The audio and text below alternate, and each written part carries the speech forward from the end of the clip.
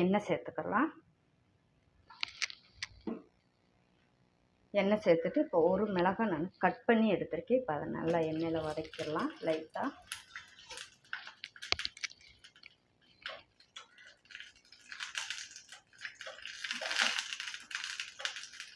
இப்போ இதில் தேங்காய் கட் பண்ணி வச்சுருக்கேன். இப்போ அதையும் சேர்த்துக்கலாம்.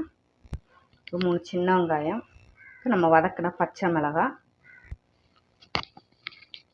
பொட்டுக்கடலையும் வேர்க்கடலையும் நான் எடுத்திருக்கேன், அதையும் சேர்த்துக்கலாம். ஒரு துண்டு இஞ்சி, 3 பல் பூண்டு, இப்போ உப்பு தேவைக்கு, கொஞ்சம் கருவேப்பிலை. இதை இப்போ நம்ம ஃபஸ்ட்டு ஒரு சுற்று அரைச்சி எடுத்துகிட்டு பின்ன தண்ணி ஊற்றி நம்ம அரைச்சி எடுத்துக்கிறலாம். இப்போ சட்னி அரைச்சி எடுத்தாச்சு. ரொம்ப நைஸாக அரைச்சிடாமல் இந்த மாதிரி தரியாக அரைச்சி எடுத்துக்கோங்க. தாளிப்பு கொடுத்துக்கிறலாம். இதில் 1 ஸ்பூன் அளவுக்கு எண்ணெய் சேர்த்துக்கலாம். கடுகு உளுந்தம்பருப்பு, கடுகு உளுந்தம்பருப்பும் பொரிஞ்சிருச்சு. இப்போ இதில் நம்ம வெங்காயம் சேர்த்துக்கலாம். தாளிப்புக்கு ஒரு வத்தல், கொஞ்சம் கருவேப்பிலை கிள்ளி வச்சுருக்கேன். இப்போ அதையும் சேர்த்துக்கலாம்.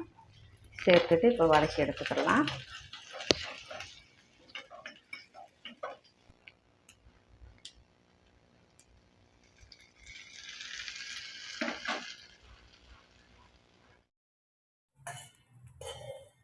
ரெண்டு ஸ்பூன் அளவுக்கு எண்ணெய் சேர்த்துக்கோங்க. எண்ணெய் காஞ்சதும் கடலைப்பருப்பு, உளுந்தம்பருப்பு ரெண்டும் பொரிஞ்சிருச்சு. இப்போ இதில் 5-6 சின்ன வெங்காயம், காரத்துக்கு மிளகாய், இது கூட ஒரு தக்காளி இதை சேர்த்து வதக்கி விட்டுக்கலாம் 2 நிமிஷம்.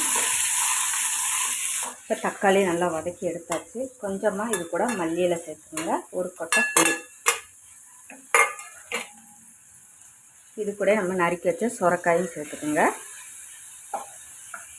சட்னிக்கு தேவையான உப்பு சேர்த்துக்கோங்க. சேர்த்துட்டு இப்போ இதையும் நம்ம ஒரு 2 நிமிஷம் நல்லா வதக்கி எடுத்துக்கலாம்.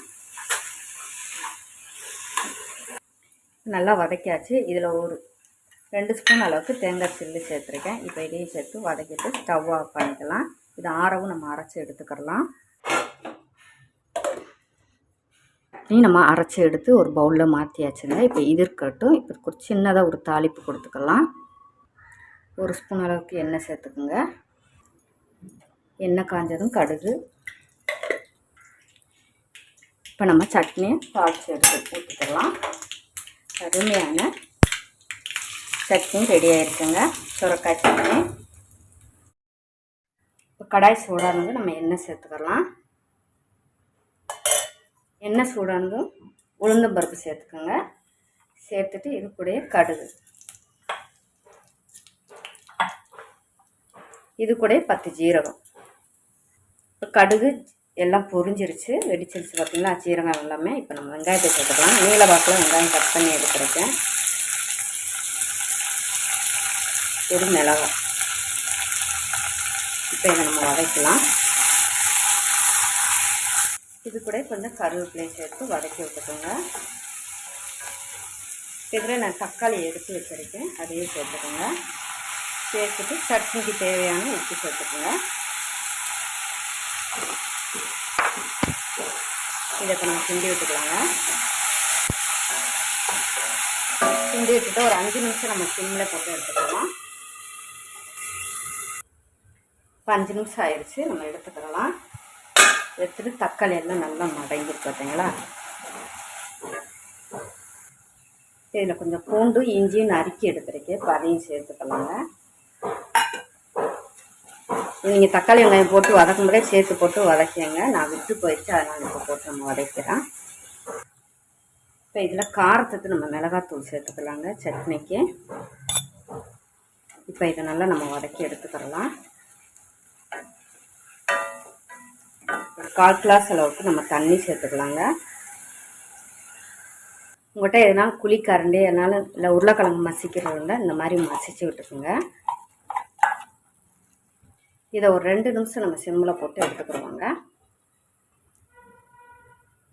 பார்த்தீங்களா, சூப்பராக அருமையான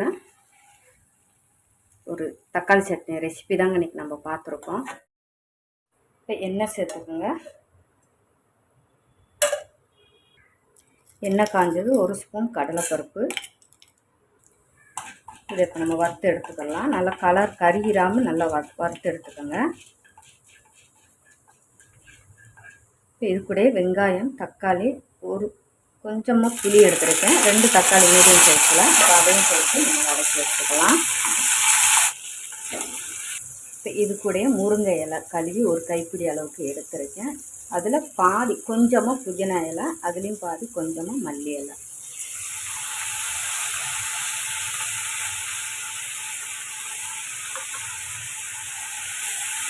இதையும் நம்ம வதக்கி எடுத்துக்கலாம்.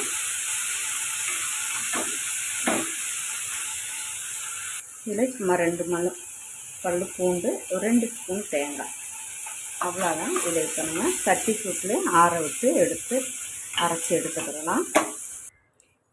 இப்போ ஆறிடுச்சு. இப்போ நம்ம சட்னியை நல்லா அரைச்சி எடுத்துக்கலாம் மிக்சியில்.